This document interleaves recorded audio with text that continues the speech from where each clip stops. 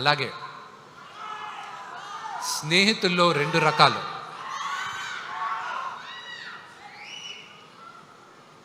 కృష్ణుడిలాగా, కర్ణుడిలాగా. కృష్ణుడు నీ పక్కనే ఉంటా, నీకు దారి చూపిస్తా, నీ వెంటే ఉంటాను అంటాడు. కర్ణుడు నువ్వు ఏమన్నా చేయి, నీ అనుకుంటాను, నేను చూసుకుంటాలే ఏది జరిగినా అంటాడు. ఆ జీవితంలో కృష్ణుడుగా ప్రభాస్.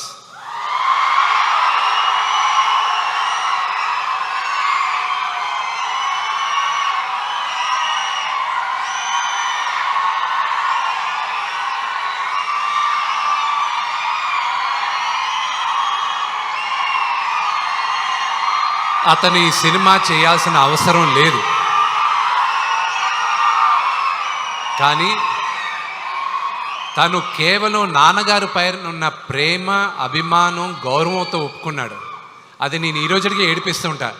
వెళ్ళ నువ్వు నాన్నగారి కోసం చేసావు, నా కోసం చేయలేదు, అంతే కదా, బావ కోసమే కదా చేయాలి అంటూ ఉంటాడు. తను గురించి ఎంత చెప్పినా తక్కువే.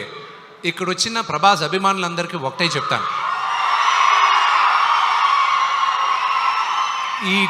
ఈ లైవ్ షో చూసే వాళ్ళకు కూడా ఒకటే చెప్తాను, అతన్ని ఒక స్టార్గా మీరు ప్రేమించేదానికన్నా నేను విపరీతంగా ప్రేమించేది అతని మానవత్వం కోసం.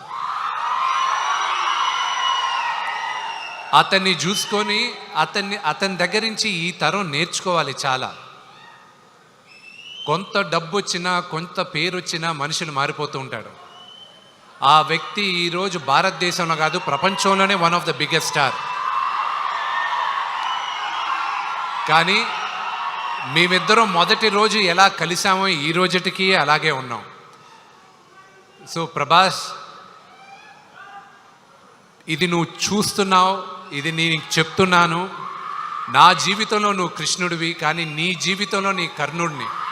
నీకు ఏం కావాలో ఎప్పుడు నీ వెనకానే ఉంటా. నువ్వు ఏమన్నా చెయ్యి, I'm there for you my brother. I'm grateful for your help. And ఈ సినిమాకి కానీ దేనికైనా ఇది సాధ్యమైంది నా దేవుడు, మా నాన్నగారి వల్లే. ఆయన తర్వాతే నాకు దేవుడు.